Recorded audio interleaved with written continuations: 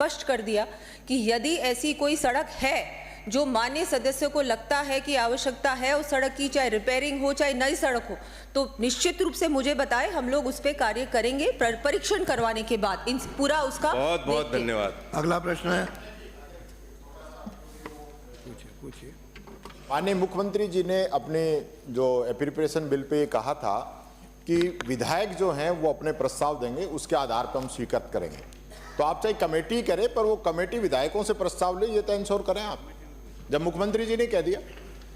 माननीय अध्यक्ष जी, हमारे नेता प्रतिपक्ष जी को बताना चाहूंगी, मैं तीसरी बार एक ही बात रिपीट कर रही हूँ कि अगर यदि ऐसी कोई सड़क है तो आप कमेटी को भी भेज दीजिए और मुझे भी आप व्यक्तिगत रूप से मिले, तो बिल्कुल उसका पूरा इंस्पेक्शन करवाने के बाद कि अगर सच्ची में लगता है कि ऐसी सड़क है तो उसको बिल्कुल उसको टेकअप करेंगे। इसमें एक क्लैरिटी की आवश्यकता है। कमेटी किसी के भी कहने से सड़क दे सकती है, जनप्रतिनिधि भी, एमएलए भी, आम पब्लिक भी। एक नंबर बात ये हो रही है, आप अपने क्वेश्चन के जवाब में जो आश्वासन दे रही है वो आप डायरेक्ट दे सकते हैं, वो एक माननीय सदस्य की बात होगी।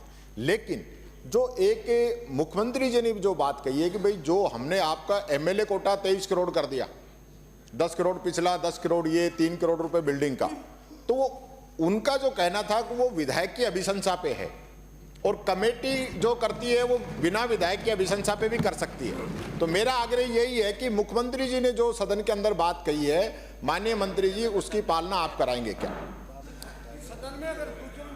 मैं जब आपको बहुत आश्वासन क्लियरली दे ही रही हूँ कि जैसा मुख्यमंत्री जी ने भी बजट रिप्लाई में कहा कि अगर विधायक की अनुशंसा पे हम लोग काम करेंगे, और ये उनकी भी ऐसा नहीं है कि ये जो कमेटी है ये सभी की अनुशंसा लेगी, जाके वास्तविक स्थिति भी देखेगी, उसकी जांच भी करेगी। उसके बाद जो भी प्रपोजल्स आएंगे वो प्राथमिकता से हम लोग देखेंगे कौन सी पहले लेनी है कौन सी बाद में, लेकिन डेफिनेटली वो सारी सड़कें रिपेयर करनी है ना।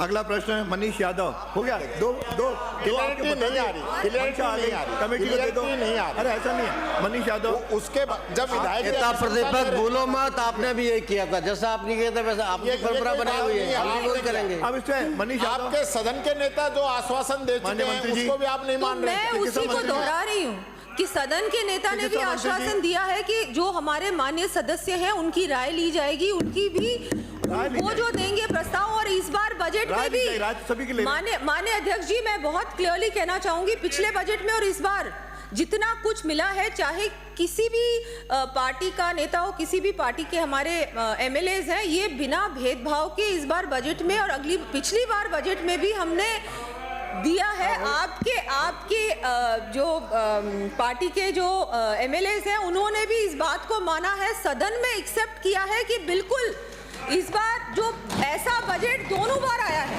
जो इससे पहले कभी नहीं आया, और जो पिछली सरकार में हुआ है वो हम होने नहीं देंगे, क्योंकि उस समय भी पता है यही कमेटी, ऐसी ही कमेटी बनी थी, किसी भी हमारे एमएलएज को नहीं पूछा गया था उस समय।